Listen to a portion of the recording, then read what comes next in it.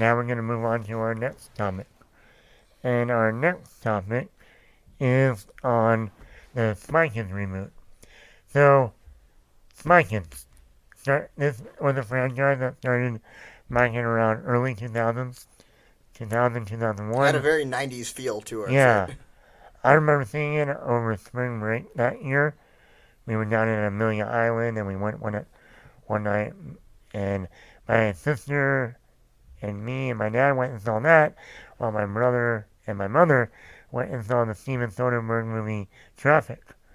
So I liked the first Spy Kids. It was new, fresh, fun. Alan Cumming was the villain in that. You had Antonio Banderas, Carla, Carla Gugino as the wife, and then Alexa Panavega was the daughter, and I don't know the kid's name, but his character was Junie or Juno or some, Something. something J like that. something. Um, and then they made like three more sequels. Mm-hmm. I only saw the second one. Yeah. The It third also one, had the, I'm pretty sure the third one was Spy Kids 3D, so that was one of the ones that, and it had when Stallone, 3D had, like, when the whole 3D craze was going around. and it had Sylvester Stallone as the villain Mm-hmm. in that one. Then they made a fourth one recently with Jessica Alba in there.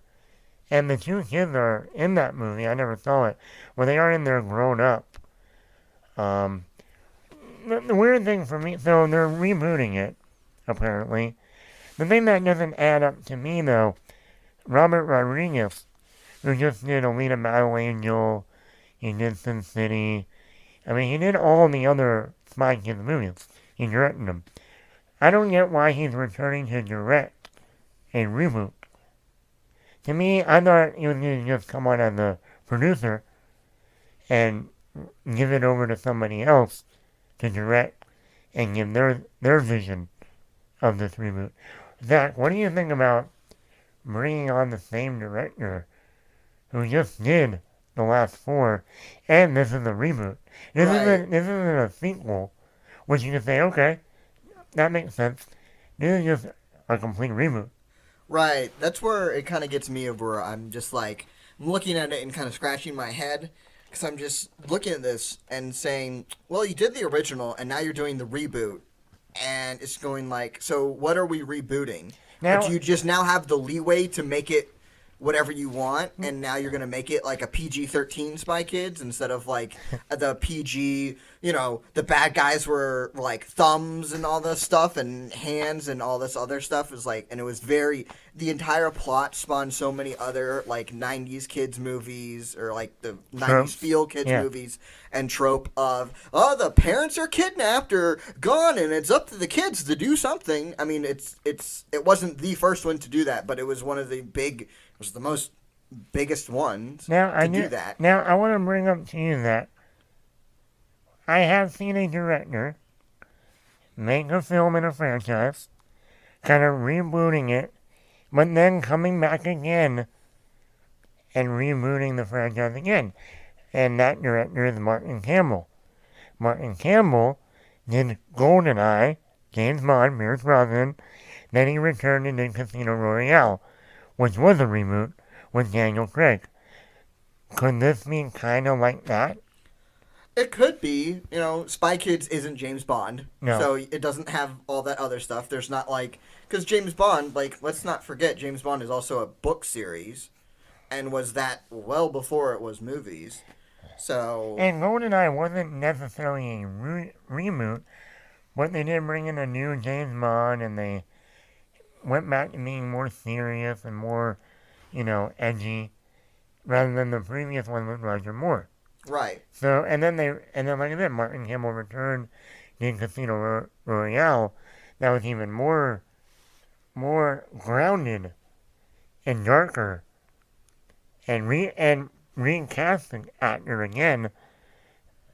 So, could they be doing that again? I mean, are they going to go more edgier? Are they going to go more darker? I mean, that's kind of what I would assume to be, not necessarily because, Rodriguez is coming back, but more because that's how almost everything's going right now.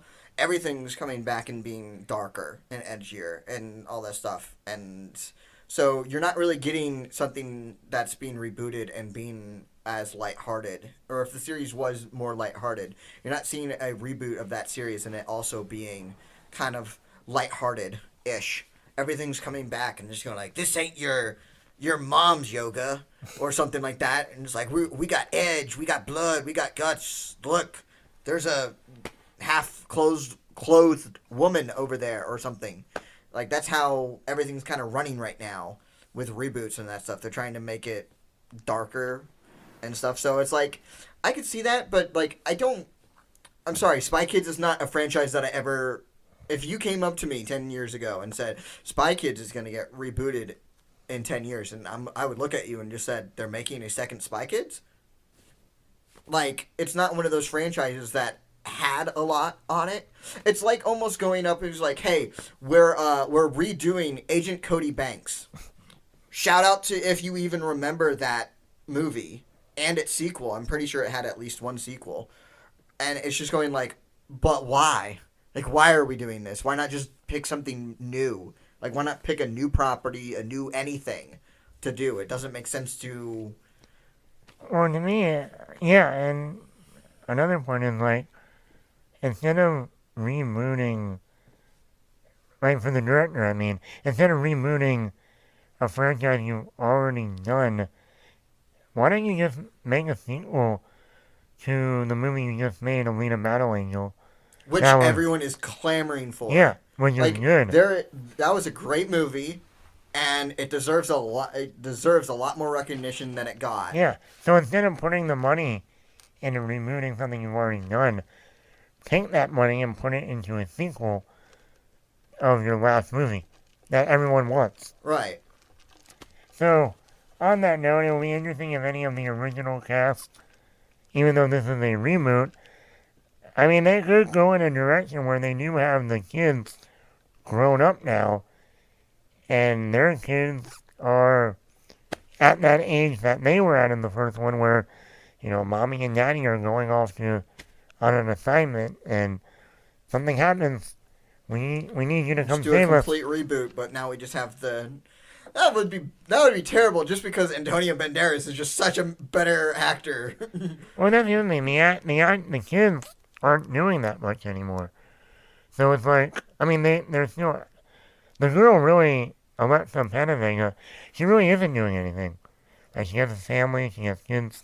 She's not... You don't see her in movies, except for a Robert Rodriguez movie once in a while. And the kid, he does stuff here and there. He was in that Green Inferno movie directed by Eli Roth. But other than that, he's got a name that you're like, oh yeah, that guy. You know? So, could they bring back maybe the girl at least and have her be grown up and have her own kids? And maybe. But, or are they just going to reboot it completely and a whole new cast? I could see two things that have actually happened. One, Robert Rodriguez was said, you have to make a movie, and it can't be Alita Battle Angel for whatever reason. This is the movie execs talking to Robert Rodriguez, and they're saying, you can't make Alita 2. You have to make some other movie. And you're just going like, okay, I'm going to make Spy Kids, and I'm going to reboot it. And they're just looking at him just like, okay. Like, that's how I feel like this came about. Like, this is like either, like, this is an annoyance thing or something.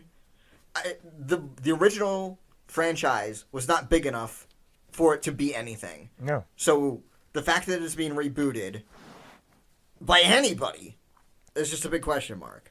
Well, it's just why. Yeah, why and what's the point? And, you know, who knows? Maybe something will come out of it. Like I said, maybe we'll get... And always remember to like, comment, subscribe wherever you are. The podcast is available wherever you want to get your podcast. If we are not there, let us know, and we will get there. Remember to like our Facebook page, Attack Bat Productions. Thanks for listening, everyone.